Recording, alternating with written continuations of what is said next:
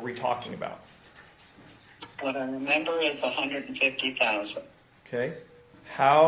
Who was the beneficiary of the policy? Half for Thomas Randolph and half for my daughter.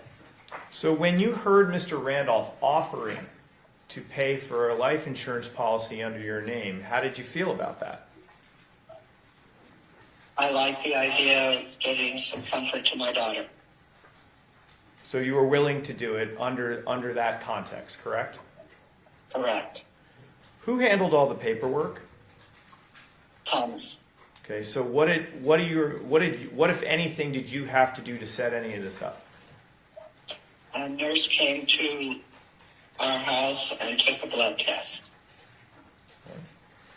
At some point, do you break up with Mr. Randolph when you were living in Utah? Yes. Do you move somewhere else? Yes, I do. Where do you move to?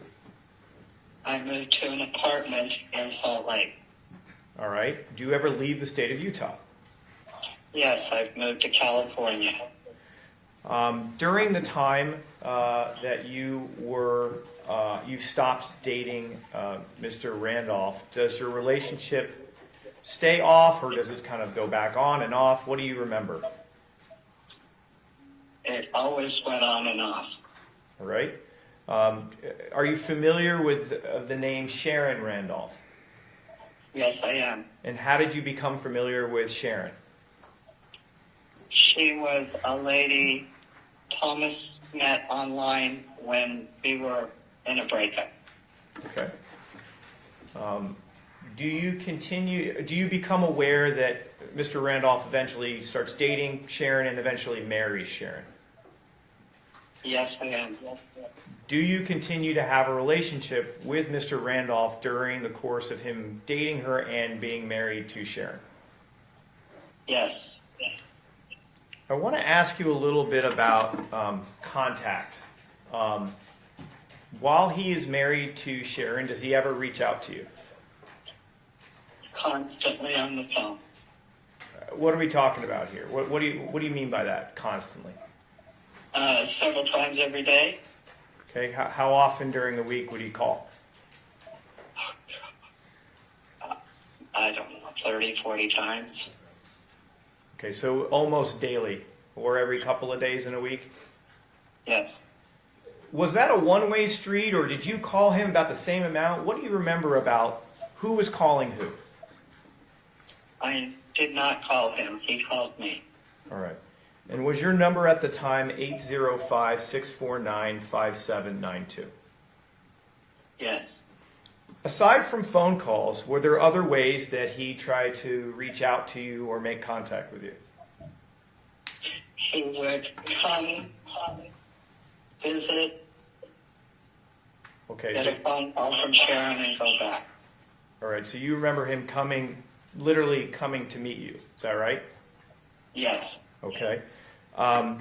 When he would show up, would he talk about what the status of what he hoped to have happen in his relationship with Sharon in relation to you? What was going on there? He was leaving her every time he showed up. Okay. Did he show up just in a car, or did he drive in something else sometimes? There were cars at times and U-Hauls at times with his stuff. What times of the year would he show up? Do you remember? All the time, about once a month, holidays. Did that include Christmas? Yes. Did that include Valentine's Day? Yes. Did he ever leave you like cards or greeting, like love cards or anything like that? Greeting cards were constant. So, at some point, how do you feel about this back and forth between him going to Sharon and coming to you? How did you start to feel about it? I got very tired of it and told him it's not going to work anymore for me. He needs to make a decision. Okay, so you give him an ultimatum. Yes. Around when did this happen? When was this ultimatum given? I think around the Valentine's Day visit. In 2008? Yes. Okay, so a couple of months before Sharon passes away. Yes.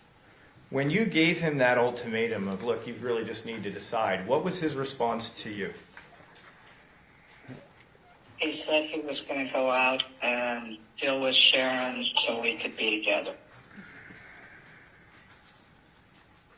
No further questions for this witness.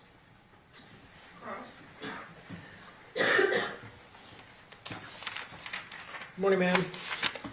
Morning. I guess it's actually good afternoon at this point. Yes. Can you hear me okay? Yes, I can. Okay. Question. When Sharon died, did anyone from law enforcement in Las Vegas contact you? No. Silly question, but given that no one contacted you, you wouldn't expect there to be a recorded statement that you ever gave to law enforcement, right? Right. Okay. You talked to Tommy, and you called him Tommy, right? I did. And almost everybody called you Lizzie, right? Yes. Okay. In those conversations with Tommy, did he let you know that he had not kept you a secret from Sharon? Yes. And in fact, you've actually talked to Sharon before, right? Once, yes. Okay. Sharon was aware of you and you were aware of Sharon. Is that true? That's true. Okay. You mentioned this incident with life insurance. That was... Do you remember the time frame when that life insurance was purchased? We'd probably known each other a year and a half. Okay. What year did you meet? Not clear on dates. Okay. So you'd been in a dating relationship for a year and a half, right? Yeah. Right. And you had talked about being together forever, right? Right. And that's all before Sharon, correct? Correct. And you and Tommy would have intense periods of getting along, right? Yes, we would. And then you'd have intense periods of not getting along, correct? Yes, we would. Okay. Knowing Tommy like you do, you know he kind of doesn't have a filter, right? Do you know what I mean? Oh, yeah. You know what I mean? Right. You know what I mean by that? Oh, yes. He kind of says what's on his mind, right? Yes, he does. And he's not bashful about using, like, for instance, four-letter words, correct? Yeah, correct. Okay. He never hid that from you or tried to act like someone who didn't swear or anything other than what he is, right? Yes. Okay. The purchase of life insurance by yourself was before Sharon was in the picture, right? Right. And in fact, there was a policy in place for a period of time, correct? Yes, it was. And you consented to getting that policy, correct? Yes, we went to the office together. Right. I mean, my question's not clear. Tommy didn't make you do that, correct? Correct. You guys were talking about being together forever, right? Right. And you talked about getting life insurance so that the people you care about could be protected if, God forbid, something happened to you, right? Yes. Okay. Super silly question, but you never got killed when you had that life insurance, did you? No, I didn't.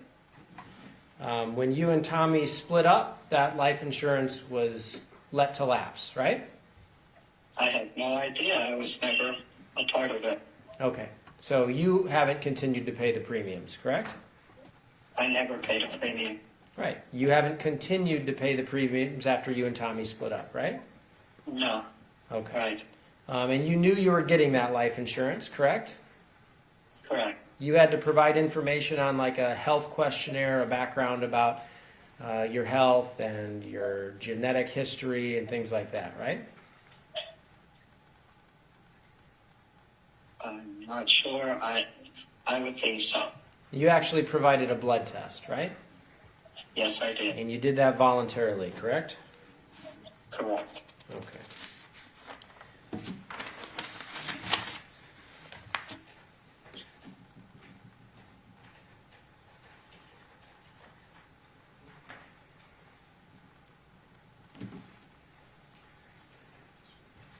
course, Logan.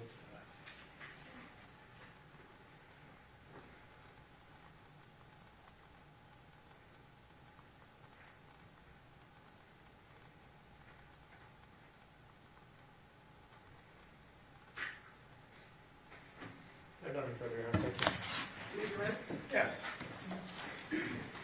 Liz, can you hear me? Yes, I can. All right, so you remember when the defense counsel asked you the question about, oh, this life insurance policy maybe was taken out maybe about 1.5 years of you guys dating. Do you remember that kind of at the beginning of Cross? Yes, Okay, just to be clear, you weren't married when he's taking out a life insurance policy, correct? never been married, yes. Okay, did you have a lot of boyfriends in your life that took out life insurance policies out on you while dating? Never. Okay. The next question is, do you remember when defense counsel asked you, so when you purchased the life insurance policy, the purchase of the life insurance policy by yourself, do you remember that being phrased to you on cross-examination? Yes, I remember. Just to be clear, did you ever pay a single dime for the life insurance policy? No, I did not. Who is the person that provided every payment of premiums on that life insurance policy? Tom had the paperwork and made the payments. You were asked a question on cross-examination. Just to be clear, he never made you do this. Do you remember that question on cross? Yes, I do. Whose idea was it to even do this? It was Thomas's idea. And how did, Completely. and what did he say to suggest to you that this would be a good idea? He said, everybody gets them, and your daughter needs protection. Okay, so he mentioned the fact that you should protect your daughter, correct? Correct. But he would get a 50% cut. Yes. You were asked a question, I know this is a silly question. You didn't get killed after your life insurance policy. Do you remember that question? Yes, I do. Okay, here's another silly question. You moved out, right? Yes.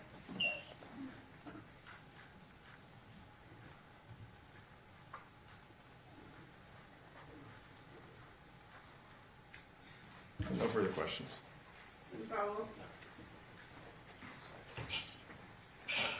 Liz, thank you very much. Hold on, Mr. Oh, so sorry. Sorry. Oh, I thought he said I'm done. Sorry. No, you haven't answered me. And we still have Ruggiero answer. He's jumping ahead. Clearly, he's done. You still there? Lizzie? Yeah. Sorry. Mr. Hamner was trying to get rid of you before I was done asking you questions. Just got a couple, okay? Okay. You never married Thomas Randolph, right? Correct. You were engaged to him, however, right? Yes. And you had talked about spending the rest of your life with him, correct? Correct. And that relationship didn't work out, right? Right. At the time you guys broke up, he did have life insurance that he was paying a premium for on you, right? I don't know. I had no paperwork. I didn't ever see anything. You were aware that life insurance was purchased, correct? Purchased, yes. And you agreed with that, correct? Correct. And if Tommy Randolph wanted to keep paying life insurance to profit from something bad to happen to you, he could have done that, right? Right. Okay. As far as you know, when you weren't going to spend the rest of your life together, there wasn't life insurance anymore, as far as you know, correct? I don't know. Okay. Nothing further. Briefly based off of that. So, you remember those questions about you're not sure as to whether or not the premiums existed, correct? After you moved out, correct? Correct. Okay. So, just to be clear, none of the paperwork came to your house, is that right? That's right. So you're not sure if he continued to pay the premiums? That's right. Okay. There was a lot of talk about, the split up, just to be clear, you continued to date him on and off during your marriage, during his marriage to Sharon, is that right? Yes. And after Sharon passes away, does he come back to visit you? Yes, he does. Does he come back to try to rekindle the relationship? Or at least come back and say, let you know what had happened, but with the intention to continue to date? He came back to tell me what happened, Okay, and we never got to any other conversation. understood. No further questions. When he came and told you what had happened in Las Vegas, he was really torn up about it, wasn't he? I don't know how to weigh that. He was very distraught, wasn't he?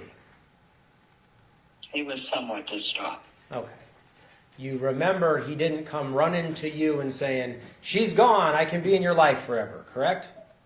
Correct. He was very upset that Sharon had been killed, correct? I'm not sure how to answer that.